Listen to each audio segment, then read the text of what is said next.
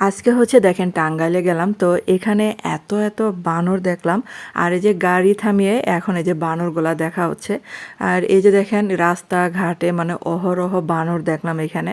আর এরকম বানর মানে কখনোই আমার দেখা হয় নাই। তো মানে প্রথমবার এই বানরগুলা দেখে দেখেন প্রথমে কিন্তু ভয় পেয়ে গিয়েছিলাম যে হয়তো মানে ঝাঁপ দিবে, কিন্তু তারা তাদের মতোই এই যে দেখেন কোনো হামলা করে নাই, কিচ্ছু করে নাই।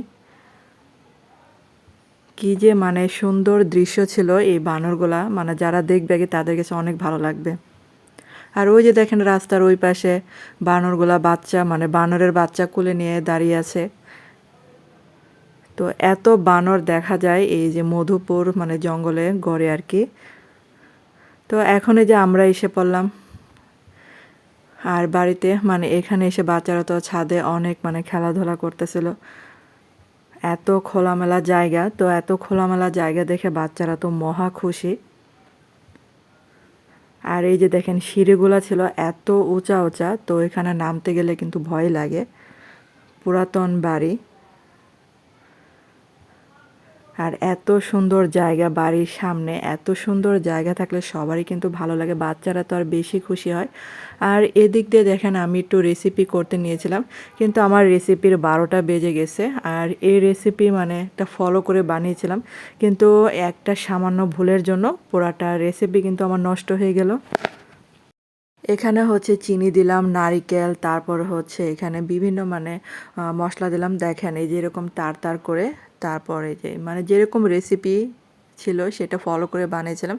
কিন্তু এটা একটাই ভুল ছিল, এই রেসিপিটি ছিল চালের মানে ভেজা চালের গুঁড়া তারপর দিতে হবে, কিন্তু আমার কাছে আবার ভেজা চালের গুঁড়াটা ছিল না, ছিল হচ্ছে শুকনো চালের গুঁড়া। তো শুকনো চালের গুঁড়া দিয়ে রেসিপিটা করতে গিয়ে কিন্তু অনেক মানে সমস্যা পড়লাম। তো এই জন্য কিন্তু এর ফুল রেসিপি আপনাদের কাছে শেয়ার করি নাই।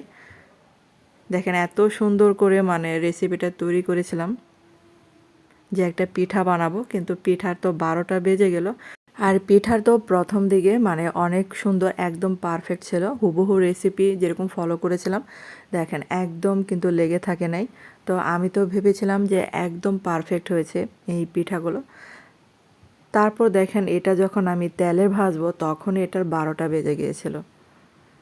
আর যারা যারা এই পিঠার রেসিপিটা দেখবেন তারা কিন্তু সাবধান থাকবেন, কারণ এটা কিন্তু অনেক এখন ভাইরাল একটা রেসিপি বলতে গেলে। আর এই রেসিপি ফলো করতে গিয়ে আমার এই 12টাই বেজে গেল। মানে তেলে দেওয়ার সাথে সাথে দেখেন একদম মানে ছড়িয়ে ছিটে যাচ্ছে, মানে কিছুই হয় নাই, একদম মানে জগা খিচুড়ির মতো অবস্থা। তারপর কি করব, আর কিন্তু মানে ভিডিওটা করি নাই, দেখেন আস্তে আস্তে কিন্তু ছড়িয়ে যাচ্ছিল। তো এই জন্য আর ফুল ভিডিও আপনাদের দেখাই নাই।